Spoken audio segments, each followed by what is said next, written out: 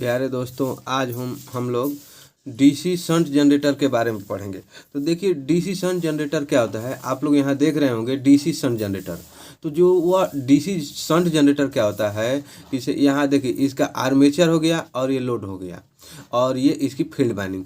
तो जब आर्मेचर की जो दोनों टर्मिनल से करंट निकलेगा, वोल्टेज निकलेगा और हम उसी से फील्ड को भी एक्साइट करेंगे तो उसे हम कहेंगे डीसी शंट जनरेटर। और वह आर्मेचर के पैरेलल में कनेक्शन, देखिए इसका एक टर्म में इसका एक टर्म में एक ही साथ में कनेक्ट हो। तो आइए थोड़ा हम इसको दिखाते हैं आपको कि कैसा यह एक्चुअल में होता है कि। तो पहले देखिए, वह डीसी शंट जनरेटर जिसमें फील्ड को प्रत्यक्ष आर्मेचर के शंट में जोड़ा जाता है। मतलब कि देखिए, ये जो है आपका आर्मेचर और ये जो आप देख रहे हैं फील्ड, थोड़ा इधर से दिखा रहे हैं थोड़ा सा, ये फील्ड, यहाँ पे जो आपका फील्ड वाइंडिंग है, ये दोनों आपस में क्या है, एक दूसरे से पैरेलल में है। तो इसको हम शंट जनरेटर कहेंगे। अब देखिए, ये तो आर्मेचर के शंट की तरह संबद्ध किया जाता है, यानी इसको पैरेलल में जोड़ देंगे तो हम इसे शंट जनरेटर कहेंगे। अब इसमें देखिए क्या होता है कि जो करंट जो फ्लो होता है वह आर्मेचर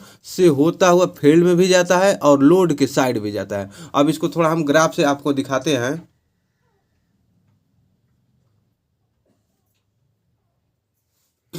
अब देखिए, ये आपका आर्मेचर है। तो इसमें क्या होता है, देखिए ये जो कम्यूटेटर है, कम्यूटेटर, ये यहाँ से जो करंट फ्लो होता है, निकलता है, वह ये कार्बन की ब्रश लगी रहती है। ये देखिए लिखा हुआ है ना, कार्बन की ब्रश। तो इससे और ये जो फील्ड वाइंडिंग आप देख रहे हो, ये जो फील्ड वाइंडिंग होती है यहाँ पर, ये दोनों एक दूसरे के पैरेलल में कनेक्ट हो जाते हैं। तो इससे जो करंट उत्पन्न होता है ये इसमें भी जाता है और मैग्नेट बनता रहता है। तो इस तरह से इसकी कंस्ट्रक्शन होती है।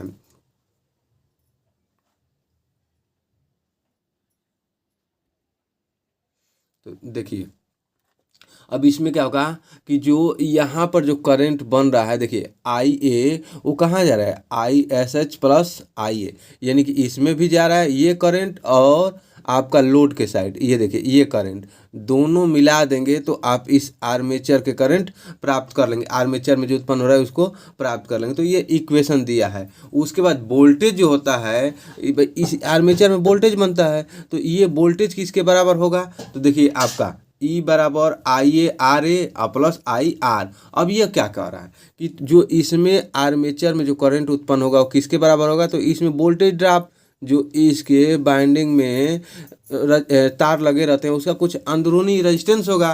तो उसके कारण देखिए आई आर हो जाएगा भी बराबर, और उसके बाद आई आर जो यहाँ पर जो निकलेगा आपका करंट, ये अगर इसको दोनों को वोल्टेज जोड़ देंगे तो आपके ई बराबर हो जाएगा। अब इसके बाद जरा आगे देखिए, इसका आपका इसका थोड़ा संरचना देख लीजिए आप लोग। तो देखिए, आपका यहीं आपको मान लीजिए ये आर्मेचर का ऊपर जो कम्यूटेटर वाला हिस्सा है वो है। तो देखिए ये रोटेट करता है, और जब यह रोटेट करता है तो इसमें ईएमएफ बनेगा, जो अभी सूत्र से आप लोग देखे थे। तो इसी को हम बता रहे थे कि ये कार्बन ब्रश होता है। देखिए कार्बन ब्रश से आपका एक ये जो दो तार, देखिए एक ये जा रहा है और एक ये जा रहा है, और उसके बाद दूसरे साइड में देखिए आप ये जा रहा है और ये के जा रहा है। तो इसमें से क्या होगा, ये मान लीजिए ये जो जा रहा है ये वाली हमारी लोड के साइड चला जाएगा और ये फील्ड बाइंडिंग को जाएगा। अब जरा इसको दिखाते हैं आपको, और देखिए, और इसकी पहले एक एक समझ लीजिए। ये कापर की जो सेगमेंट है वो है माइका का बना होता है, और इसके बाद ये जो एराइजर होते हैं ऊपर उठे हुए भाग होते हैं, तो ये हिस्सा है आपको बता रहा है। उसके बाद इसमें कुछ वोल्टेज ड्रॉप होगा, उसी को दिखा रहा था कि देखिए ये वोल्टेज ड्रॉप हो रहा है। अब इसको देखिए, और इसमें जरा हम विजुलाइज करते हैं आप लोगों को उसको। ये कार्बन ब्रश आपको बता ही दिए, तो ये बारी बारी से एक एक आप भी इसको ध्यान से देखिएगा। और ये आपके देखिए ये जो दिखा रहा है ये फील्ड बाइंडिंग है, इसको जरा हम बता रहे हैं आपको। देखिए ये देखिए पोल शू, ये जो है ये फील्ड बाइंडिंग है, और ये पोल शू इसी को अपने अंदर रोके रहता है, इसमें जाने नहीं देता है। पिछली कक्षाओं में हम आप लोग को पढ़ा चुके हैं। और ये जो आप देख रहे हैं, देखिए इससे जो दो तार निकल रही थी ना, ये आपका लोड है, और ये देखिए यहाँ पर आपका ये फील्ड बाइंडिंग, ये फील्ड बाइंडिंग एन और एस बनता है, और ये आप देख ही रहे हैं ये पोल शू है। इसके बाद देखिए ये जब रोटेट करता है तो इसमें कुछ वोल्टेज का ड्रॉप होता है, जो समीकरण से हम लोग आगे इसको पढ़ेंगे। और यहाँ से आपका करंट फ्लो हो रहा है, ठीक है।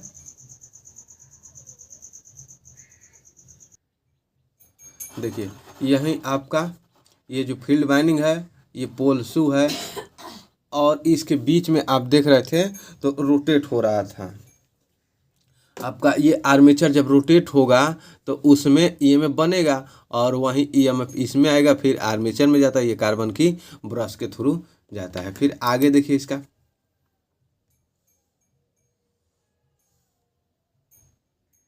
देखिए ये पोल्सू हो गया और ये कार्बन की ब्रश हो गई, इससे करंट फ्लो हो रहा है।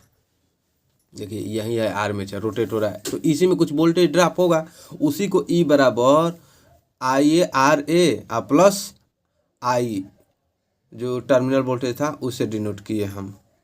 तो यहाँ से आप लोग को समझ में आ गया होगा। आइए ज़रा इसको आगे इसका हम इक्वेशन बताते हैं। देखिए इसमें यही आप रोटेट करेगा तो इसमें फ्लक्स बनेगा ही, जाहिर सी बात है। देखिए ये आर्मेचर है, इसे रोटेट कर रहा है, यहाँ से देखिए ये फ्लक्स बना है। जैसे इसकी स्पीड बढ़ती जाएगी तो आपका स्पीड बढ़ती जाएगी, इसमें से फ्लक्स ज़्यादा बनता जाएगा, कट करेगा तो वहीं करंट ज़्यादा आपको मिलेगा। देखिए इसकी चाल बढ़ती जा रही है, धीरे धीरे करंट अधिक होगा। जितना ये आपको एक फ्लक्स दिखाया गया है, इसमें जितना फ्लक्स बनेगा उतना ही ज़्यादा करंट उत्पन्न होगा, क्योंकि ये जो आर्मेचर की जो आप देख रहे हैं ये कॉइल बाइंडिंग जो की गई है, इसको कट करेगा तो ईएमएफ प्राप्त होगा। देखिए अब आप लोग देख ली एनिमेशन, अब जरा इसका इक्वेशन देखते हैं। तो वहीं आपका ये जनरेटर है और कुछ इस तरह से इसकी सर्किट डायग्राम बनाया गया है।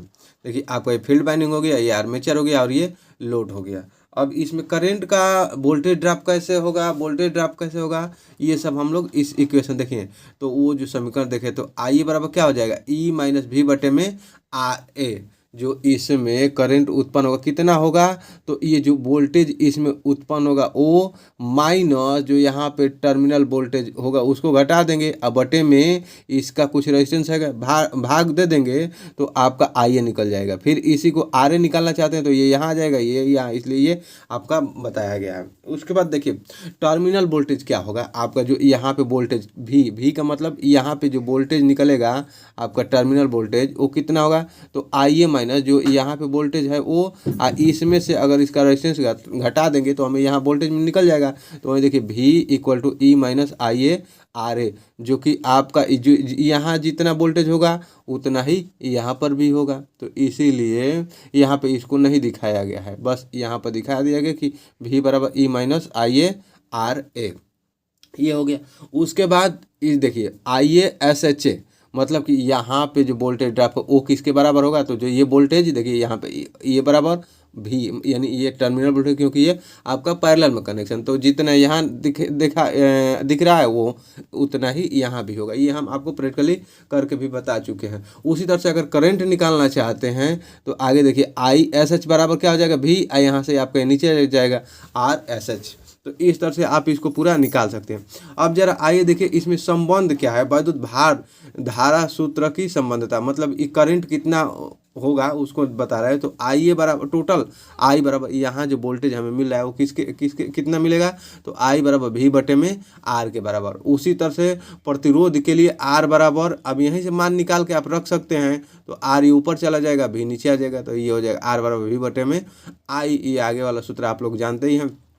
उसके बाद पावर देखिए वैद्युत भार यानी लोड या पावर कॉल लीजिए, वैद्युत लोड के सूत्र की संबंध है, यानी सूत्र में क्या संबंध होगा, तो P बराबर या W, P को हम W से प्रदर्शित करते हैं, यानी पावर हो गया P, इसका मात्रक होता है वाट, तो इसीलिए W से डिनोट किया जाता है। या वर्क बराबर पावर बराबर आपका V × I, तो यहीं W बराबर V × I हो गया। और यहाँ से आप देखिए I का मान रखेंगे इसमें, तो I बराबर क्या होता है V बटे में R, तो इसलिए अगर I को बराबर I की जगह V बटे में R, तो V से V गुणा हो जाएगा, V² बटे में R हो जाएगा। या इसका अगर V हटा दोगे तो R में I में कन्वर्ट कर लोगे तो I² R हो जाएगा। उसके बाद शक्ति, यानी जो शक्ति उत्पन्न हो रहा है वो किसके बराबर होगा, तो P बराबर IA और RA, जो यहाँ पे लोड मिला है वो करंट मिल रहा है वो, और प्लस इसमें जो वोल्टेज है वो, तो पावर निकल जाएगा आपका। यही आपका ये शंट जनरेटर की संरचना है।